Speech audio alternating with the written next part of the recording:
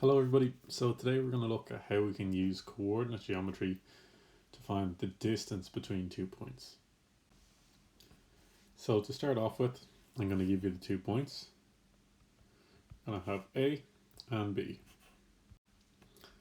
We'll say that the coordinates of A are 2, 1 and the coordinates of B are 3, 5.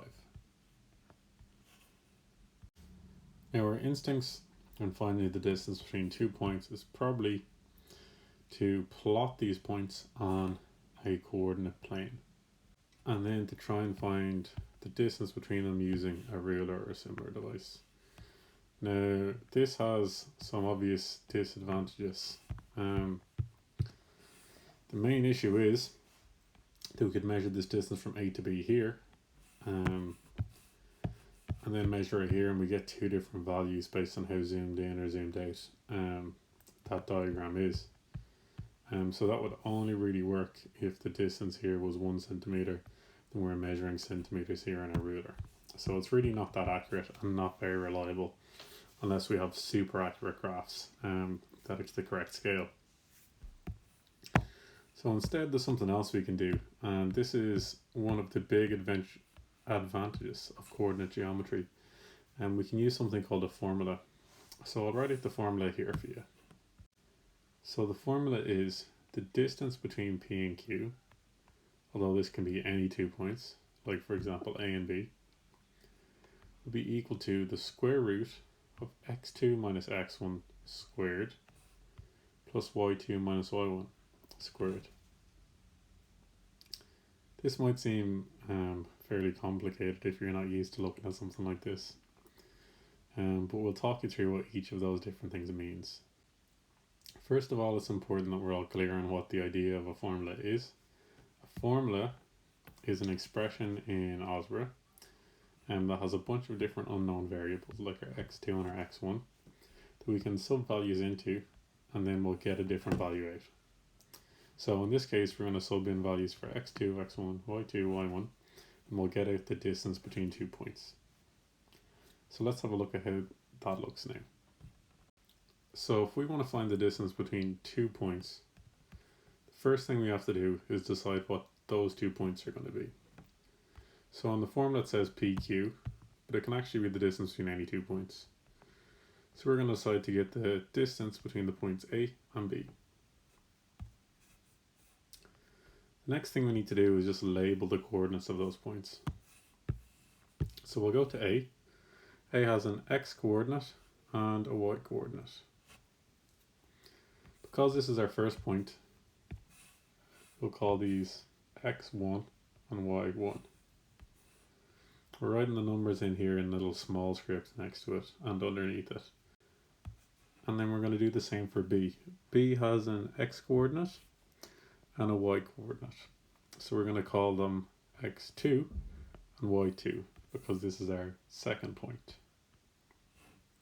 It's really important that we do this step of labeling x1, y1, x2, y2, because a lot of people who don't do this will end up getting mixed up between which is which. So now that we have these variables assigned to a number, we know what x1 is, we know what y1 is, we know what x2 is, and we know what y2 is. We can start filling them into the formula. So x2 becomes 3, x1 is 2, y2 is 5, y1 is 1.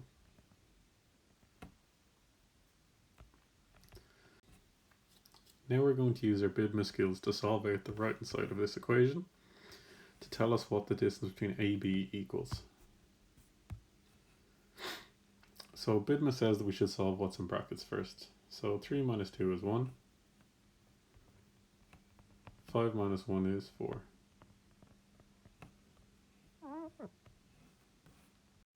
BIDMA tells us that next we should do our indices. So 1 squared is 1. 4 squared is 16. Next we can do our addition. 1 plus 16 is 17. At this point, if you're asked to give your answer in decimal form, you could put it into your calculator and figure out what the square root of 17 is. But because the square root of 17 does not give us a whole number answer, it's generally considered okay to just leave our answer as a square root at this point. Again, I would not do this if the square root of 17 gave us a whole number answer. Then I would write out that answer. Or if I was asked to give the answer as a decimal. Let's have a look at another example now. We're asked to find the distance between these 2 points, A, which is minus 1, 1, and B, which is 2, 5. When we're asked to find the distance, the first thing we're going to want to do is write out the distance formula.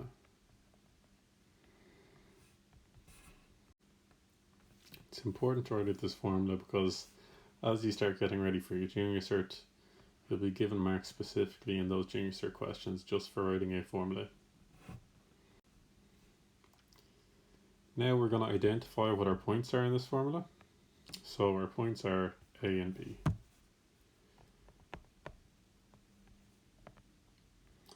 And before you fill in the rest of this, we need to figure out what x1, x2, y1 and y2 are.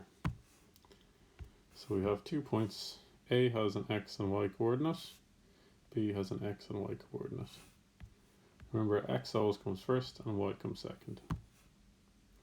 Because we have 2 points, we can say that A is point 1 and B is point 2. It really doesn't matter which way around you do this, you'll still get the same answer at the end.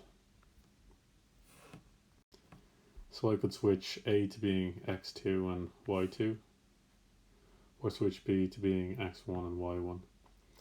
As long as they're labelled separately, your answer will work out just fine. Because the distance from A to B is the same as distance from B to A. So it really doesn't matter what way around you do it. Okay, so we can start filling in now our different variables into the formula. So x2 we say is 2, x1 is minus 1. So 2 minus 1. It's going to go in here. This is really important that we don't forget that it's a minus, right? Because it's minus x1, that's still minus 1.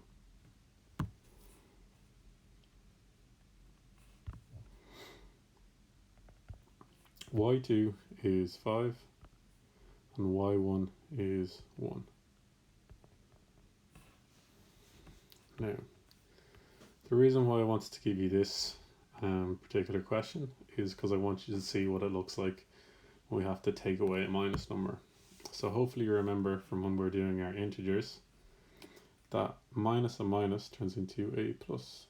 So if we try and simplify this bracket, it will end up as being 2 plus 1. Betamus again tells us to solve brackets first. So we'll solve 2 plus 1, which gives us 3. And we'll solve 5 minus 1, which gives us 4. Betamus tells us that next we should focus on indices. So 3 squared is 9, 4 squared is 16.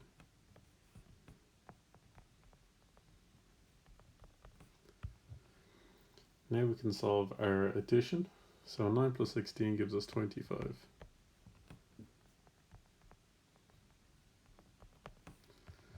Now if we put the square root of 25 into our calculator, it does work out as giving us a whole number. It will give us the number 5. So if it does give us a whole number, then we may as well do that step, and we'll write out their actual distance here is 5.